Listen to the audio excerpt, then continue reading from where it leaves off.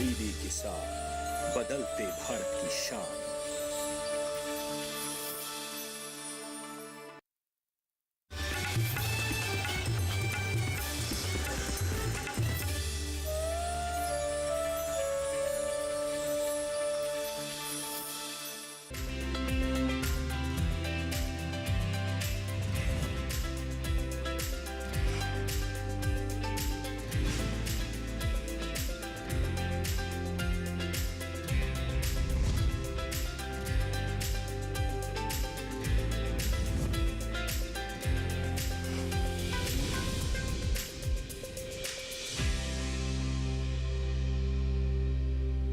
नमस्कार, स्वागत है आपका सफल किसान में। मैं हूं अंटू सिंह। सफल किसान एक ऐसा कार्यक्रम है जिसके माध्यम से हम आप तक पहुंचाते हैं किसानों की सफलता की कहानियां। ये वो किसान हैं जो कि कृषि स्टार्टअप, पशुपालन या फिर खेती में नए नए प्रयोग करने के लिए जाने जाते हैं। आज के हमारे ऐसे ही सफल किसान हैं पवन कुमार कुशवाहा, जो कि वैसे तो विदेश में यानी ऑस्ट्रेलिया में एक अच्छी खासी नौकरी करते थे, लेकिन उनका मन था स्वदेश में और इसीलिए वापस वो भारत लौटे और कृषि के क्षेत्र में, पशुपालन के क्षेत्र में उन्होंने अपना हाथ आजमाया। हालांकि शुरुआती दौर में उन्हें काफ़ी नुकसान भी झेलना पड़ा और यहाँ उनका मार्गदर्शन किया कृषि वैज्ञानिकों ने और उन्हें बताया कि कैसे वर्मी कंपोस्ट को अपनाकर वो इस राह में सफलता हासिल कर सकते हैं, अपनी आय में वृद्धि कर सकते हैं। पवन कुमार कुशवाहा ने इन वैज्ञानिकों की सलाह पर काम किया, आगे बढ़े और आज बन गए हैं हमारे आज के सफल किसान।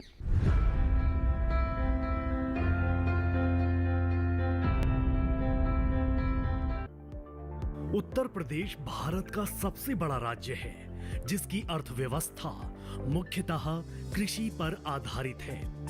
उत्तर प्रदेश की कुल जनसंख्या का लगभग 65% भाग कृषि पर निर्भर है। इसी राज्य से हमारे सफल किसान पवन कुमार कुशवाहा भी आते हैं। कुशीनगर जिला मुख्य रूप से ऐतिहासिक स्थान के लिए भी प्रसिद्ध है।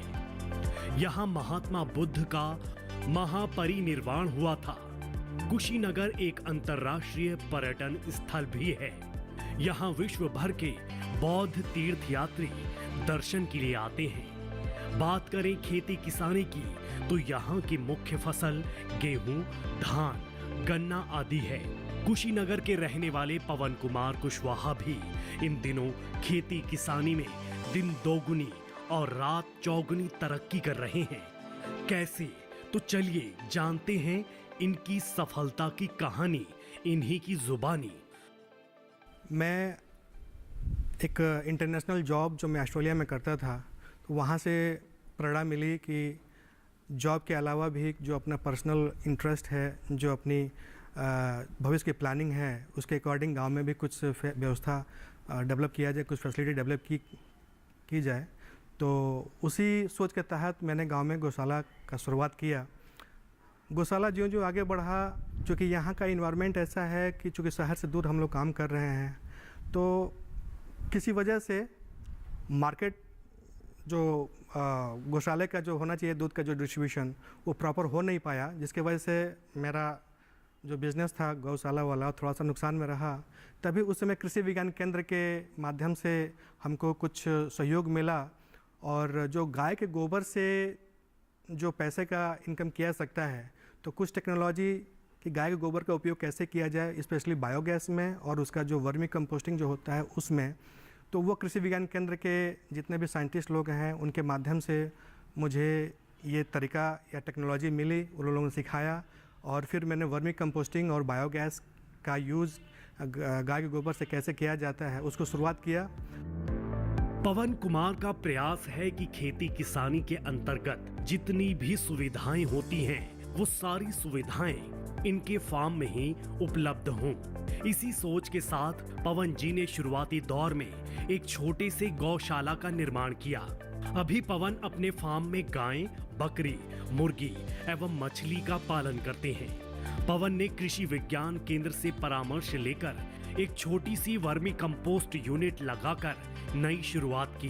वर्मी कंपोस्ट बनाने के लिए इन्हें बाहर से रॉ मटेरियल लाने की जरूरत नहीं पड़ती, बल्कि पशुओं के अवशेषों को प्रयोग में लेकर वर्मी कंपोस्ट बनाते हैं। इससे इन्हें काफी फायदा होता है।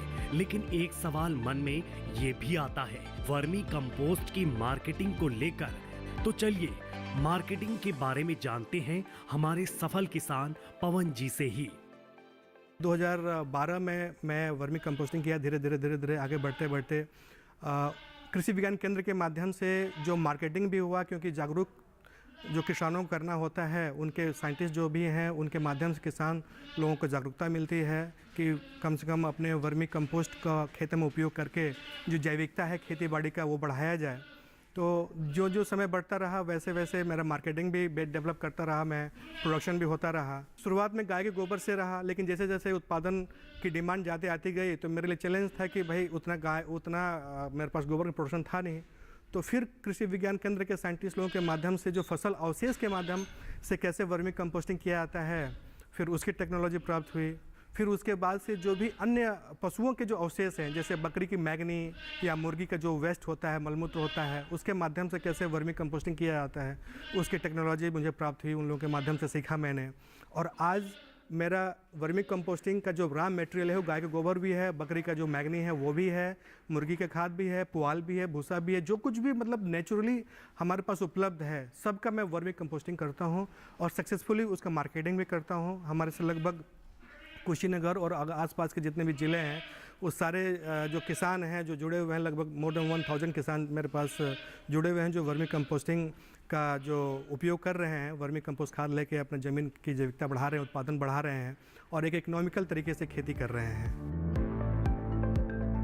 वर्मी कंपोस्ट एक ऐसी प्रणाली है जिसे खेती किसानी के लिए बेहद ही फायदेमंद माना जाता है। जैविक खाद मूल रूप से एक व्यवस्थित कीट पोषण प्रक्रिया है जिसमें मिट्टी के भीतर विद्यमान अन्य जैविक पदार्थों का अवशोषण कर मिट्टी को उपजाऊ बनाया जाता है। जैविक खाद विधि से बहुत कम समय में सामान्य तापक्रम के अंतर्गत अच्छी गुणवत्ता वाली खाद तैयार की जा सकती है, जिसमें केंचुओं की समुचित प्रजातियों का उपयोग होता है।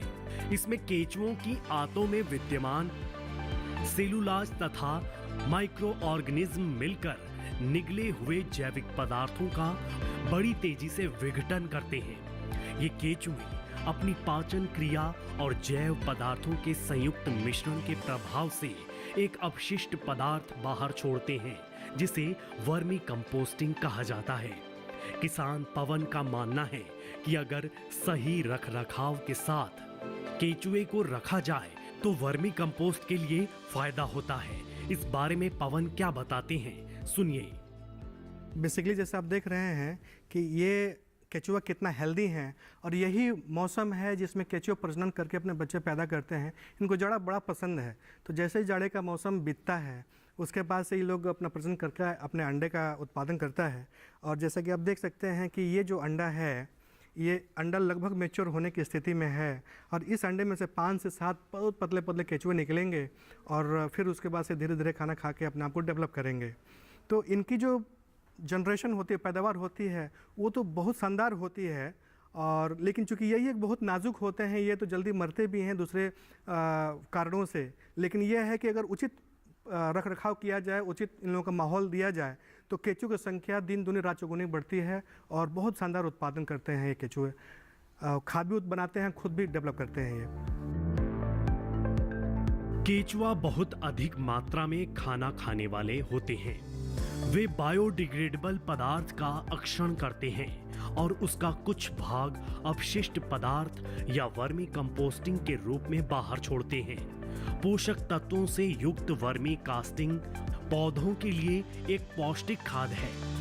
यह कृमि खाद पोषक तत्वों की आपूर्ति एवं पौधों में हार्मोन्स को बढ़ाने के अलावा मिट्टी की गुणवत्ता में सुधार लाता है, जिससे मिट्टी द्वारा पानी और पोषक तत्व धारण करने की क्षमता में वृद्धि होती है।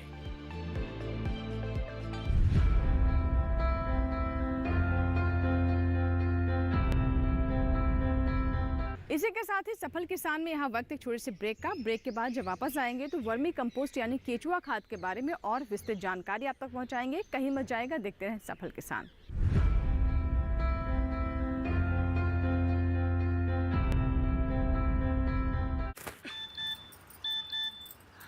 हो गया इंतजाम। किसका? गुड्डी की फीस का। दिखा। 20,000 का लोन तुरंत। पता है कौन दे रहा है, ब्याज कितना है? लोन विनियमित संस्थानों से ही लें और कर्ज उतना जितनी जरूरत, वो भी जांच कर। हो गया इंतजाम। पगार एडवांस में भेजिए। आरबीआई कहता है, सही वित्तीय बर्ताव करे आपका बचाव।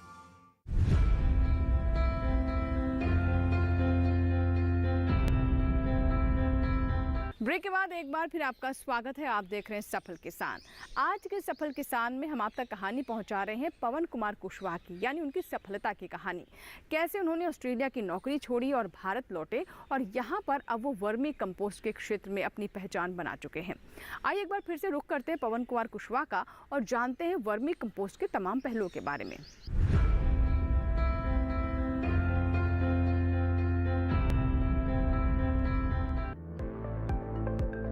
वर्मी कंपोस्ट एक प्राकृतिक उत्पादन प्रक्रिया है जो कीटाणुओं के सहयोग से जैविक अपशिष्टों को कंपोस्ट बनाने का काम करती है। यह एक पर्यावरण सौहार्दपूर्ण प्रक्रिया है जो कृषि उत्पादन को बढ़ावा देती है और जलवायु परिवर्तन से लड़ने में मदद करती है। उत्तर प्रदेश के कुशीनगर में पवन कुमार कुशवाहा ने वर्मी कंपोस्ट यूनिट लगाई जो सिर्फ पवन को ही नहीं बल्कि आसपास के किसानों के लिए भी फायदेमंद साबित हो रहा है। सफल किसान पवन का मानना है कि मिट्टी की सेहत के लिए रासायनिक खाद को छोड़कर ज्यादा से ज्यादा जैविक खाद का प्रयोग करना चाहिए, जिससे मिट्टी की उर्वरता काफी अच्छी होगी और फसल भी अच्छी होगी। इनका मानना है कि मिट्टी की सेहत को सुधारने के लिए केचुआ काफी उपयोगी है। अगर मिट्टी स्वस्थ है तो हम स्वस्थ हैं। इतने सालों से मैं ये वर्मी कंपोस्टिंग कर रहा हूँ, धरती माँ की सेवा कर रहा हूँ। जो मुझे अनुभव मिला है उस अनुभव के आधार पर मैं इतना तो कह सकता हूँ कि अगर मिट्टी का स्वास्थ्य सुधारना है तो सबसे बढ़िया जो साधन है वो ये केचुआ है। इससे बेहतर कोई संसाधन नहीं है केचुआ के अलावा जो मिट्टी के स्वास्थ्य को सुधार सके। अगर मिट्टी स्वस्थ है तो हम स्वस्थ हैं, इसलिए कम से कम इस केचुए के महत्व को पहचाना जाए। हम ये कहते हैं कि केचुआ गाय का पूरक है। अगर गाय जमीन के ऊपर भगवान के रूप में है तो जमीन के नीचे ये केचुआ भगवान के रूप में है। अगर केचुआ जब तक जिंदा है तब तक धरती माँ स्वस्थ है और हम लोग को स्वस्थ रखने के लिए जो भी अनाज आएगा, जो भी वहाँ से उत्पादन आएगा, हम लोग खाएंगे, स्वस्थ रहेंगे। अधिक पैदावार की चाहत में किसान खेतों में रासायनिक खाद की मात्रा बढ़ा रहे हैं, लेकिन इन रासायनिक खाद से पर्यावरण और मानव स्वास्थ्य पर नकारात्मक असर पड़ रहा है।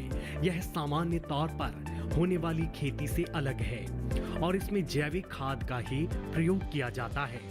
इसी वजह से जैविक खेती में वर्मी कंपोस्ट का काफी महत्वपूर्ण स्थान है। इसका उपयोग तब और आसान हो जाता है जब पशुपालन के साथ किसान खेती करते हैं। हमारे सफल किसान पवन का मानना है कि अगर किसान वर्म फार्मिंग पर ध्यान दें तो इससे मिट्टी की सेहत में सुधार के साथ किसान की आय में भी वृद्धि होगी। तो अमेरिका जैसे कंट्री में जो लोग थोड़ा जागरूक हैं तो वो लोग वर्म फार्मिंग करते हैं और वही वर्म्स जाके मिट्टी में डालते हैं और लगातार, चूँकि मिट्टी में भी इनका प्रोडक्शन होता रहता है, तो 3 से 4 साल में, 5 साल में जो मिट्टी जो बीमार हो चुकी होती है ना, बंजर हो चुकी होती है, वो दोबारा का उसमें जीवन आ जाता है, जान आ जाता है और दोबारा सजीव हो जाती है। और जब मिट्टी सजीव हो गई तो वहाँ पे ऑटोमेटिकली जो वातावरण का जो पेड़ पौधा है, जो इकोसिस्टम है, वो खुद ब खुद अपने आप सुचारू रूप से अपने नेचुरल वे में काम करने लगता है और पूरा का पूरा जो इकोसिस्टम है डेवलप हो जाता है, स्वस्थ हो जाता है। तो इसलिए वर्म फार्मिंग भी एक कंसेप्ट है जो अपने भारत में लोगों को जानना चाहिए, करना चाहिए। पवन कुमार कुशवाहा अपने गांव में ही पशुपालन के साथ साथ खेती भी कर रहे हैं और वर्मी कंपोस्ट यूनिट भी लगाए हुए हैं। इनका मानना है कि गांव में खेतीबाड़ी आपसी सहयोग से की जाए तो काफी फायदा होता है और इससे आय में वृद्धि के साथ साथ गांव का भी विकास होगा। पवन के पशुपालन करने की मुख्य वजह है कि ये पशुओं के अपशिष्ट का इस्तेमाल कर लेते हैं। पवन ने अपने फार्म में वर्मीवास, गोबर और गोमूत्र को इकट्ठा करने के लिए अलग अलग टैंक लगाए हैं। पवन जीवामृत बनाने के लिए गोबर, गौमूत्र, बेसन, प्याज का रस, डीकंपोजर, नीम का पत्ता, मिर्च, लहसुन इत्यादि का प्रयोग करते हैं। सबसे अच्छी बात यह है कि जीवामृत बनाने के लिए इन्हें बाजार से कुछ भी लाने की जरूरत नहीं पड़ती। अपने खेती बाड़ी सिस्टम में हम लोग कहते हैं कि लिक्विड फर्टिलाइज़र का भी इस्तेमाल करना चाहिए एज ए टॉनिक। तो लिक्विड फर्टिलाइज़र चूँकि एक तो रासायनिक भी मार्केट में उपलब्ध है, लेकिन है क्या कि गांव का जो इकोसिस्टम है, गांव का जो परिवेश है, उसमें चूँकि गांव के लोग गांव के ही अगर हेल्प करेंगे तो कुछ गांव के लोगों का विकास होगा। तो हम चूँकि गांव में ही रह के ये जो पशुपालन है, चाहे ये जो खाद का जो काम है, वर्मी कंपोस्टिंग है, मैं वो कर रहा हूँ। तो जो मेरे पास जितने भी पशु हैं, तो पशु का जितना भी अवशेष है, चाहे वो मल के रूप में हो चाहे मूत्र के रूप में हो, मैं उसका उपयोग जीवामृत बनाने में चाहे लिक्विड फर्टिलाइज़र बनाने में कर रहा हूँ। तो जैसा कि आप देख सकते हैं कि जो भी हमारे पास वर्मी वाश आ रहा है वो यहाँ पे टैंक में इकट्ठा हो रहा है, जो गौमूत्र आ रहा है वो बगल के टैंक में इकट्ठा हो रहा है। और इन दोनों के कम्बिनेशन से, जैसे कि वर्मी वाश, गौमूत्र से हम जीवामृत डेवलप कर रहे हैं, जिसमें कि इसमें जो गुड़ बनाने का जो अवशेष होता है, जैसे बदर मैया हम लोग अपने भोजपुरी में बोलते हैं, वो है, बेसन है, इसमें प्याज का रस है, इसमें डिकम्पोजर भी डाले हैं, उसमें नीम का भी पत्ता डाले हैं, उसमें मिर्चा भी है, लहसुन भी है, जो सुरती का डंठल होता है वो डाले हैं। मतलब जो भी ईजिली उपलब्ध है अपने गाँव समाज में, जो अपने बाग बगीचे में, सबका उपयोग करके जो जीवामृत बनाया गया है, जो अपने फसलों के जड़ों पे भी दिया जाता है। और साथ में किसी किसान को अगर स्प्रे करना हो तो 1 लीटर में 5 लीटर पानी मिला के वो अपने फूल पत्ती पे, चाहे पेड़ पौधे पे स्प्रे करे, बहुत शानदार रिजल्ट मिलता है। मतलब कि कुल मिला के ये पौधे का अमृत है, इसलिए इसको हम लोग अपनी भाषा में जीवामृत बोलते हैं। तो हम लोग सब डेवलप कर रहे हैं यहाँ पे, और ईजिली किसानों के लिए बहुत ही उचित दाम पे उपलब्ध है अपने किसानों के लिए, गाँव समाज के लिए। अगर वर्मी कल्चर को पूर्ण रूप से अपनाया जाए तो खेती के लिए काफी मददगार साबित होगा। वर्मी कल्चर में पौधे और मिट्टी की उर्वरता में सुधार करने का एक लाभकारी तरीका है। वर्मी कल्चर मुख्य रूप से कीड़ों के प्रजनन पर ध्यान केंद्रित करता है ताकि उनकी आबादी बढ़ाई जा सके। फिर फसलों की वृद्धि और विकास को बढ़ावा देने के लिए वर्मी कंपोस्ट तैयार किया जाता है।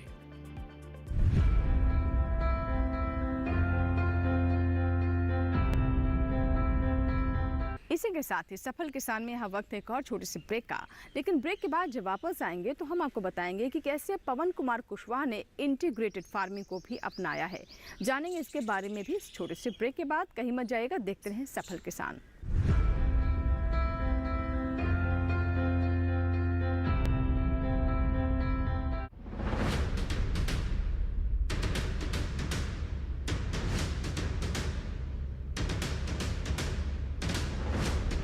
राम राम साहब, मैं हूं आपके साथ हैदर जेदी और किसान पर्च मंच की टीम आज कहां पहुंची है? सांवला में हम राजस्थान में अजमेर में मौजूद हैं।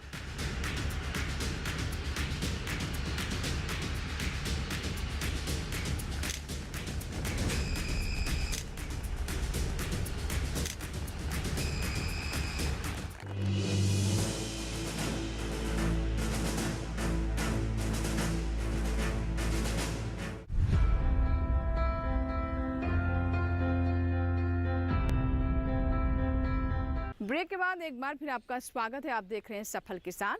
आइए एक बार फिर से रुख करते हैं पवन कुमार के फार्म का, जहां पर वो एकीकृत कृषि प्रणाली को भी अपनाते हैं। जी हाँ, ये एक ऐसी विधि, एक ऐसा तरीका है कृषि का जिसमें तमाम घटकों को साथ लेकर हमारे किसान आगे बढ़ सकते हैं और अपनी आय में वृद्धि कर सकते हैं। कैसे की जाती है एकीकृत कृषि और कैसे इंटीग्रेटेड फार्मिंग से पवन कुमार कुशवाहा को लाभ हो रहा है, आइए जानते हैं विस्तार से।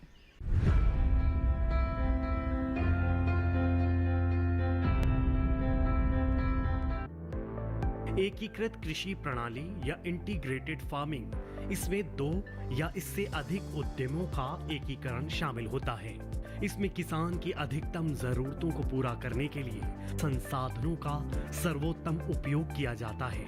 इससे उत्पादकता में वृद्धि, कृषि अपशिष्टों का कुशल पुनर्चक्रण, संसाधनों का बेहतर उपयोग और रोजगार पैदा होते हैं। इसमें जोखिम कम होने के साथ स्थिरता भी सुनिश्चित होती है। एकीकृत कृषि प्रणाली का उद्देश्य संबंधित उद्यमों के साथ फसलों की गहनता और विविधीकरण के आधार पर प्रति क्षेत्र प्रति समय उपज को अधिकतम करना है। इसके अलावा यह पोषक तत्व पुनर्चक्रण सुनिश्चित करती है। तालाबों में मछलियों के साथ बत्तख या मुर्गी पालन के अलावा तालाबों के किनारे या तालाबों के ऊपर में पशुओं द्वारा तालाब का निरंतर जैविक निषेचन किया जाता है।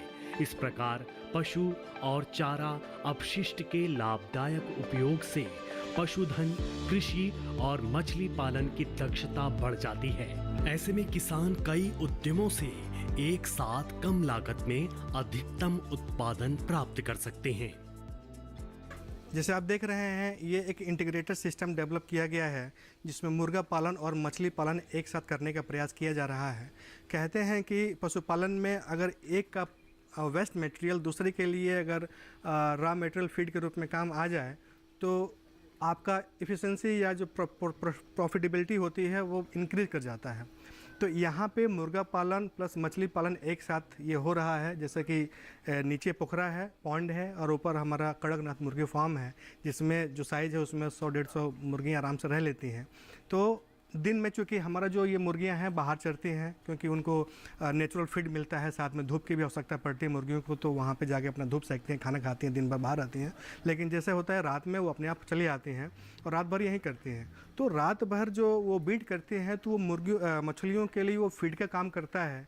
लेकिन इसमें एक समस्या ये रहती है कि अगर 5 से 6 दिन लगातार अगर पानी को चेंज न किया जाए तो पानी गंदा हो जाता है और मछलियाँ मरने लगती हैं। तो उसमें हम लोग क्या करते हैं कि रात में छोटा सा 1 घंटे के लिए हम लोग पानी चला देते हैं कि पानी का सर्कुलेशन हो जाए। इसका जो पानी का ओवरफ्लो होता है बगल में जो हमारा पॉन्ड है बड़ा वाला वहाँ चला जाता है। तो इस तरीके से हमारा कभी भी पानी गंदा नहीं होता, मछलियों के अनुकूल रहता है। पवन कुमार कुशवाहा अलग अलग देशों में नौकरी कर चुके हैं, लेकिन नौकरी रास नहीं आई। कहते हैं ना कि मन में अगर दृढ़ इच्छा शक्ति हो कुछ करने की तो आप कुछ भी कर सकते हैं। अपने साथ दूसरे किसानों को भी प्रेरित कर आज पवन आसपास के लोगों को भी फायदा कर रहे हैं। पवन का कहना है कि आज की युवा पीढ़ी नौकरी के पीछे भाग रही है, जबकि हम ठान ले तो नौकरी करने की बजाय नौकरी देने वाले बन सकते हैं। पवन आज की युवा पीढ़ी के लिए क्या कुछ संदेश दे रहे हैं, सुनिए। मेरा एक जो खुद का अनुभव है मैं शेयर कर रहा हूँ। मैं भी जॉब करता था, अभी ऑस्ट्रेलिया में जॉब किया, चाइना में जॉब किया। वहाँ पे कुछ ऐसी कंडीशंस थी कि नहीं कहते हैं कि भाई मन नहीं लगता था। जो मातृभूमि में अपना जो एक प्यार होता है ना वो खींच के लाता ही लाता है वापस। तो मेरा जॉब करने के साथ प्रयास था कि कुछ ऐसा सिस्टम डेवलप किया जाए कि जो आफ्टर जॉब मतलब रिटायरमेंट के समय में भी अपना कुछ रोजी रोटी के संसाधन डेवलप हो। तो उसी के सिलसिले में जॉब के साथ मैंने ये डेवलप किया। तो मेरा लगभग 15 साल का ये अनुभव है। कृषि विज्ञान केंद्र के अधिकारी लगातार किसानों के हित के लिए काम करते हैं।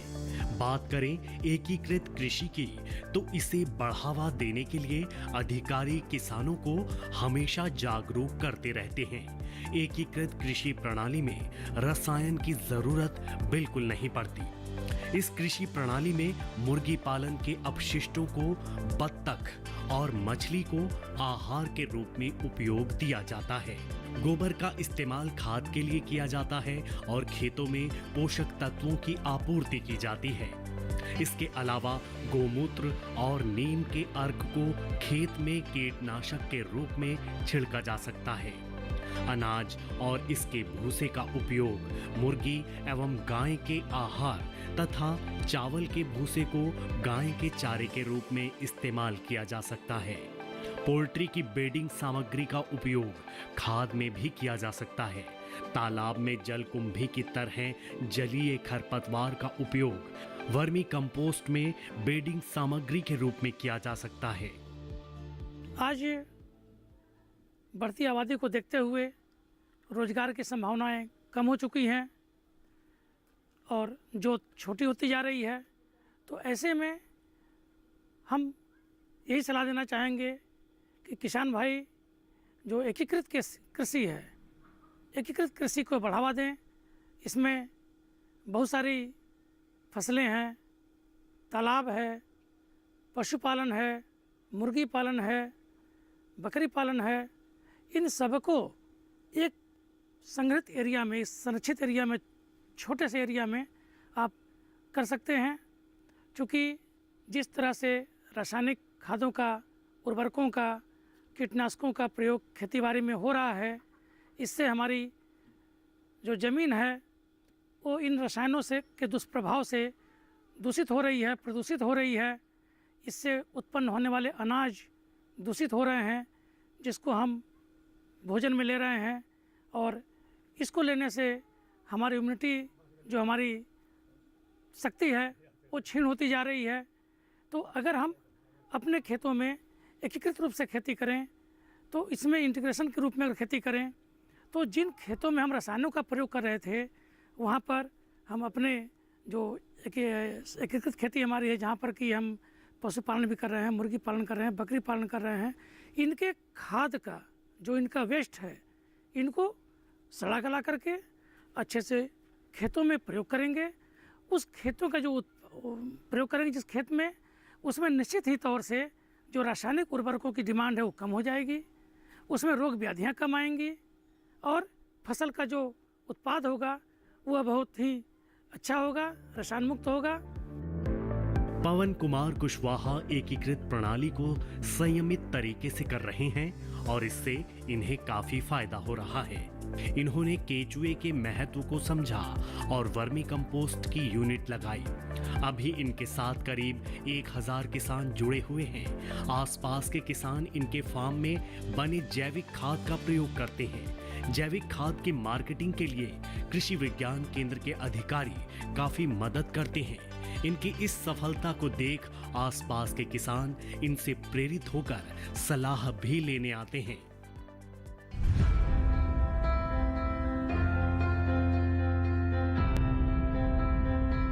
तो ये था हमारा आज का सफल किसान, जिसमें आपने जाना कि पवन कुमार कुशवाहा ने कैसे सफलता हासिल की। हालांकि वो विदेश में नौकरी कर रहे थे, लेकिन उन्होंने स्वदेश को ही चुना, और वो भी वर्मी कंपोस्ट का क्षेत्र। आशा करते हैं कि उनकी सफलता की कहानी से आपको भी ज़रूर प्रेरणा मिलेगी।